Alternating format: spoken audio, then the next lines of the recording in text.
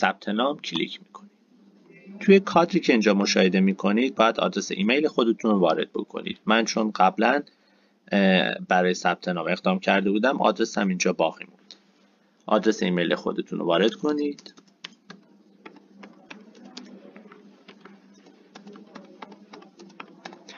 پس از کلیک کردن روی دکمه ادامه کد امنیتی به آدرس ایمیلتون ارسال میشه.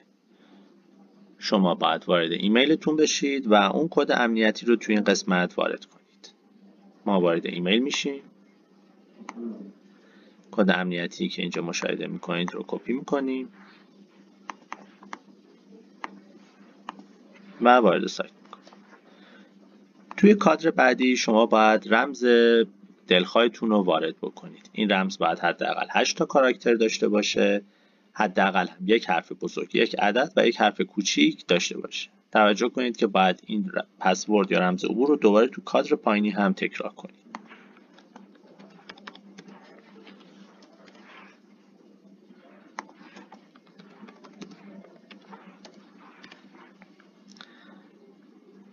در صورتی که علاقه‌مند باشید قوانین و مقررات رو بخونید، میتونید از این قسمت قوانین و مقررات سایت رو مطالعه کنید و در صورتی که آن رو پذیرفتید تیک این قسمت رو بزنید و بر روی دکمه ساخت حساب کاربری کلیک کنید.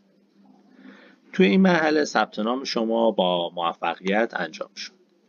بعد از اینکه وارد سایت میشیم شما صفحه احراز هویت رو پیش روتون دارید. ثبت نام شما الان به پایان رسیده و برای اینکه بتونید واریز و برداشت داشته باشید و روی سایت خرید و فروش کنید باید فرآیند احراز هویت رو تکمیل کنید.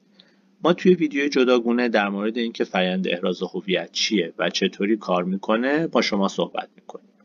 البته قبل از اینکه احراز هویت کنید شما میتونید از طریق این منو وارد راهنمای گام به گام بشید و آموزش گام به گام فرآیند احراز هویت رو اینجا مشاهده کنید.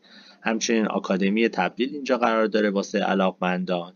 میتونید با کلیک کردن روی گزینه داشبورد به صفحه برید که ارزهای مختلف قرار داره. با کلیک کردن روی گزینه خرید و فروش میتونید وارد بازار اون ارز دیجیتال بشین. همچنین از اینجا هم میتونید بازار مورد نظرتون انتخاب بکنید. ما واسه اینکه اینجا یه بازار رو تست کنیم روی بازار بیت کوین تومن کلیک میکنیم. همونطوری که مشاهده میکنیم این باکس بالا به ما توضیح میده که ما تا وقتی که ابراز هویت نکنیم امکان خرید و فروش نداریم، ولی میتونیم بازار، قیمت ها، معاملات اخیر، فروشنده ها و خریدارا رو اینجا مشاهده کنیم. توی ویدیو بعدی آموزش احراز هویت رو با ما خواهید داشت.